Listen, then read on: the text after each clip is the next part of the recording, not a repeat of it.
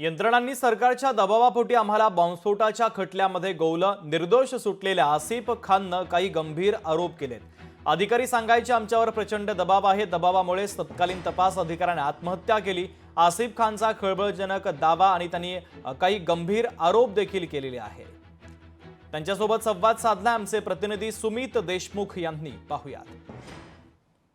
आपल्यासोबत आसिफ खान जुडलेले आहेत. आपण थेट त्यांच्याशी संवाद साधूया. दादा, काय सांगणार, 19 वर्षानंतर तुम्ही आज आपल्या घरी परत आलात? नाही, मला फार आनंद आहे. पण जर जे लोक निरपराध लोक मारले गेले त्याच्यात आणि जे त्याच्यात जखमी झाली होती त्यांना न्याय भेटला असता, खरे आरोपी पकडले असते, मला जास्त आनंद झाला असता. त्यांनी तपास यंत्रणांनी जे आम्हाला खोटा फसवला या केसमध्ये, त्यामुळे मला दुःखच आहे की त्यांना काही न्याय भेटलेला नाही. सुरुवातपासून त्यांची लुबाडणा होत आहे. ज्यांना इजा झाली होती त्यांना आतापर्यंत न्याय भेटलेला नाही.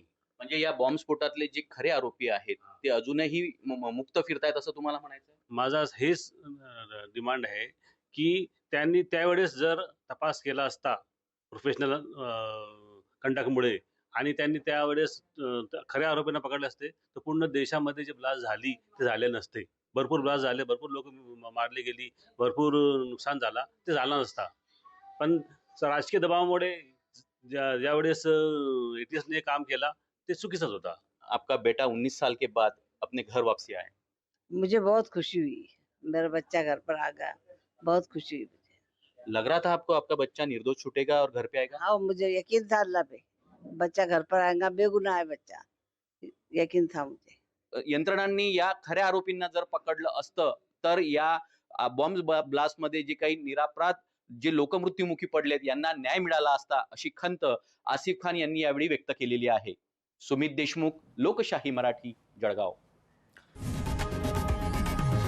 लोकशाही मराठी ऐका, पहा, जागरूक रहा.